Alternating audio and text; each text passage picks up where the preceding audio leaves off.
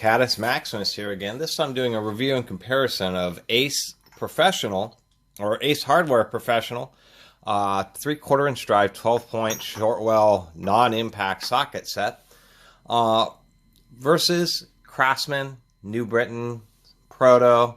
We even have a snap-on socket in here, and a Graze pneumatic. I haven't done a review of sockets for a while, and I've been meaning to talk some more about the large sockets, so here we are, and this provides kind of a nice comparison. The Ace sockets really haven't been so bad. Probably the biggest caveat is that they do use cheaper chrome plating, and this is a much older set. This is probably 12 years old or so. And so the inside isn't as well plated as it is on the outside. And they do save a little bit of money. However, I found these things to be really pretty well made and out of a good quality steel, and haven't had any real issues with them failing or wanting to round out or anything like that. This one in 7/16 I've used quite a bit. I use these often as pushing tools in the press to push in and out bushings, and you can see I've gotten it kind of scraped up a little bit from that, but they've worked out great for that as well. And it's one big advantage to having larger size sockets is the way that they can be used as both cups and pushers for large bushings, bearings, sleeves, and things like that. They've really been used just as much for that purpose as they have for actually turning fasteners, and been pretty invaluable. I do like that they're blind broached, and as we can see they are fluted, so that's always worked out well. Or I should say they manufactured these pretty well. The broaching is pretty nice. They do have a nice tight fit, and they are fluted, and on larger sockets, 3/4 inch and 1 inch, even on non-impacts, they tend to have through holes just because the tooling and everything gets heavy enough to where they'll fall off of ball detents. Also, by the way, there isn't any 3/4 inch drive or larger socket rails for obvious reasons, because they just get ridiculously heavy, and how strong the springs would need to be to actually hold on, sockets that weigh 1, 2, 3 pounds a piece. They would be nearly impossible to pull on and off a socket rail. And now I've replaced a few of these with other pieces from nicer brands, but they did start out as a set. It was from 7/8 through 2 inches. So here's what some of the smaller ones look like, and the consistency was always pretty good. The set was actually surprisingly expensive. It came with 3 extensions and a sliding T-handle and a really cheesy ratchet. But it was still around $200, but I had some pretty high expectations. They've actually performed really well. Even if we look at these larger ones, the stampings have always been great. They are Taiwanese, but they are chrome vanadium, and they are a quality chrome vanadium, not just, even chrome vanadium steel, there's multiple grades of it, and so they definitely used a quality grade. And generally speaking, it's been one of those hardware store brands that actually, even though Ace is known for being, decent, at least Craftsman quality, I've really been surprised about these. And they really do have a durable chrome finish. Here's one that's pretty bad. I think I was pressing out a bushing on a Subaru, and man, I thought this was just the right size, and as we can see, it was just a little bit too big, so it was one of those situations where you press the bushing out while at the same time pressing in the socket, and then you have to press the socket out. So we can see that had quite a bit of force put onto it. And the chrome plating had no issue. The aluminum actually just rubbed off on this. I'm sure I could spend some time and actually clean the aluminum off this chrome. But that was just kind of exemplify that it isn't just a thin, cheaply applied chrome plating, is that you can press it through at least aluminum and doesn't have any issue with the chrome. So if we take a look, we have some of these smaller ones are Craftsmans here, and these are older Craftsmans. I don't know what the vintage of these are, G-style sockets. And the big difference with these Craftsmans is that they didn't flute the drive ends, which isn't such a big deal. But the fit and the finish is just about the same blind broaching. Craftsman, they actually are slightly fluted, where they just kind of radius the roots of each of the points here. But not as aggressive a quote-unquote flank drive as the Aces are. The Aces, it's real obvious, especially on the larger ones where they have the 2 flats and then a big radius, so the flank drive. We have a vintage snap on here, so this is kind of what older sockets look like. They just have square type broaching. What I do miss about one of the touches is on some older sockets, when you put them on, they actually had a little cutout here, so it makes them easier to get on and off ratchets and other tooling that has strong ball detents, like on 3/4 inch drive. And then they had a little press button, so it was easier to remove them. Now these are also for because the 3/4 inch drive will often have straight wall detents. Here's an adapter, but oftentimes on impacts, it's not a round ball, but it's actually a post. And so you have to find some kind of nail or something, push that in to remove the tool. And so manufacturers used to do things like this, where they would have little buttons to make that easier if you use them on that type of tooling. So I kind of miss that, but it adds quite a bit more expense. Now the sockets become 2-piece sockets. We have a Proto Impact. And since this is my only 3/4 inch drive 12-point impact, I just keep it along with this set. And this is an older Proto. And as far as outward appearances, you know, the Ace actually look a little bit nicer just because of the fluting. But I do like that, like on some of these more professional grades, they do have pretty nice steep chamfer, although it is nicely rounded, and they do have a nice inner bevel along the teeth, so it's easier to get onto the fasteners.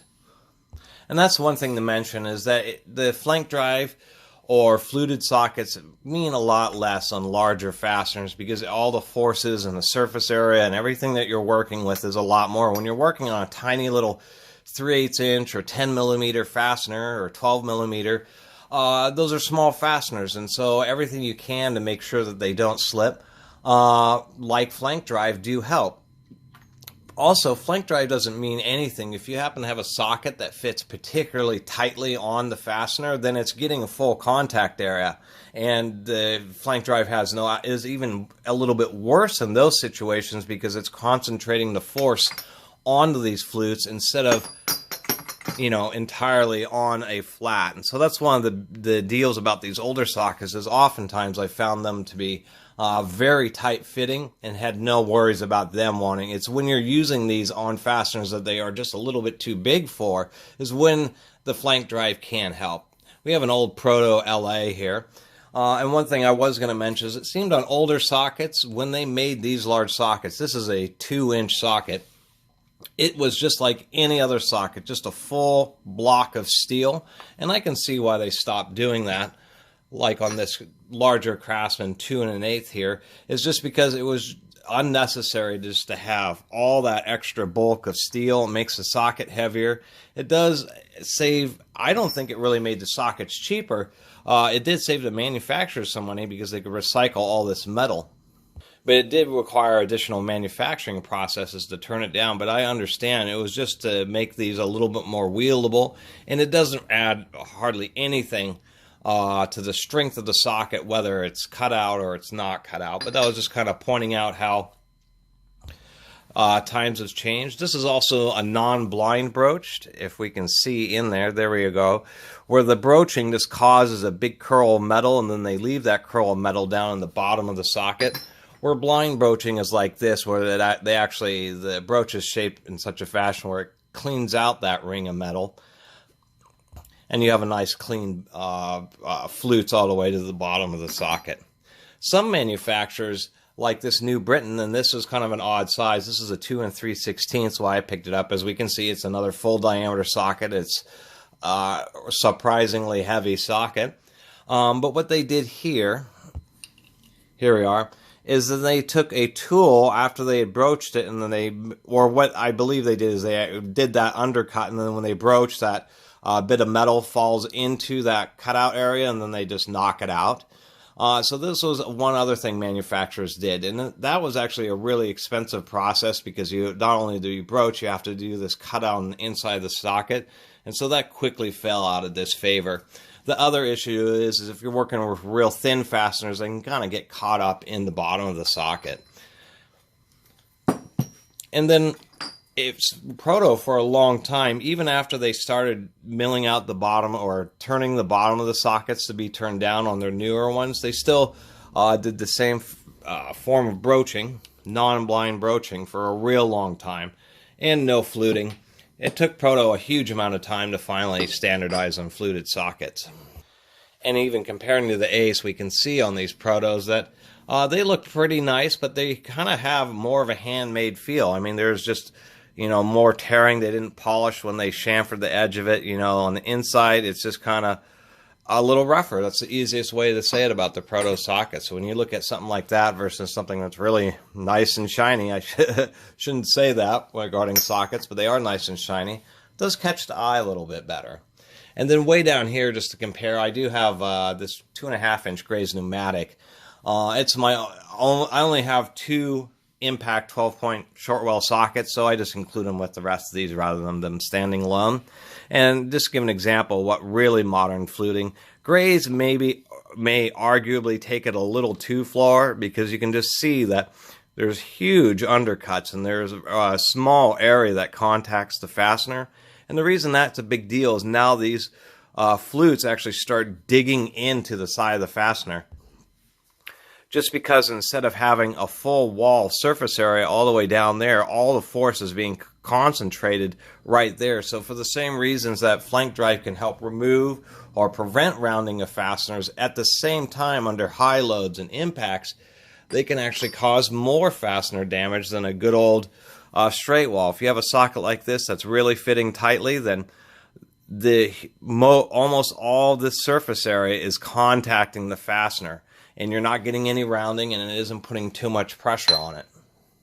So anyway, I kind of wanted to talk about these big sockets and show handling large sockets, as well as talk about my satisfaction, at least with this Ace socket set, that it turned out to be better than I expected, and has never actually really let me down. I've never had any of these strip out or start rounding out prematurely, and just want to get that out there. That the Ace sockets, if you see some, really aren't that bad, at least the older ones. As well as talk about huge sockets, especially something like this, 2.5-inch 3/4-inch drive socket. You can see the socket is so much larger than the drive that this is would be used for transmissions and other thinner nuts. If you were actually building bridges or skyscrapers, you would use an inch drive or an 1.5 inches on a bolt that big of a diameter. But this is the scaling so much that obviously the super high strength 2.5-inch fastener you'd probably shear a 3/4-inch square off before you were able to turn it. And that's one thing to kind of be aware of, is on the larger sizes, due to the expenses, they tend to have those kind of scaling where they'll really push the biggest diameter socket for a particular drive size that they can think that they can get away with, because really that's what people buy. They if they need a 2.5-inch socket, it's cheaper to buy that socket than it is to buy an inch drive breaker bar and then the inch drive socket, etc. is just going to be a whole lot more expensive than a 3/4-inch version. And a lot of times people do get away with it, unless you're working on an oil rig or it's heavy industrial situations. There always is a purpose to inch drive, and just for giggles here, we'll take this Ace 1 5/16, and that's a pretty decent size socket here. We can see that, and we'll just compare it to a Chrome Williams, same size, 1 5/16, but just to give you an idea of the scaling between 1-inch drive, even over 3/4-inch drive. This Williams socket's actually really nice. But we can see that even though they're to drive the same bolt, there's just a huge difference in the amount of material and meat and, of course, load that both these sockets can take. Of course, the wall thickness we can see is much thicker on that. So just to give you an idea about inch drive really is the strong drive. If you have a fastener, when you use inch drive, one nice thing about it is it's so rigid, it can take so much force that you stop worrying at all really about your tools. You're just worrying about making sure you can get you can get the socket on the fastener, and you can apply your force in a controlled fashion. And you don't have to worry about the toolings. With inch drive, most times either if not all the time, either the fastener turns or it breaks. I mean, that's all there is to it. And I kind of like talking about inch drive. Anyway, this is the end of another kind of odd, offbeat review and comparison, but I did want to talk about some of the larger sockets that I have, since I never really have on this channel. Maybe once here and there, and to give my opinion on the Ace. Anyway, if you haven't subscribed, please do subscribe and support the Catus Maximus channel. And to everybody who has subscribed, thank you so much. Until next time, Catus Maximus out.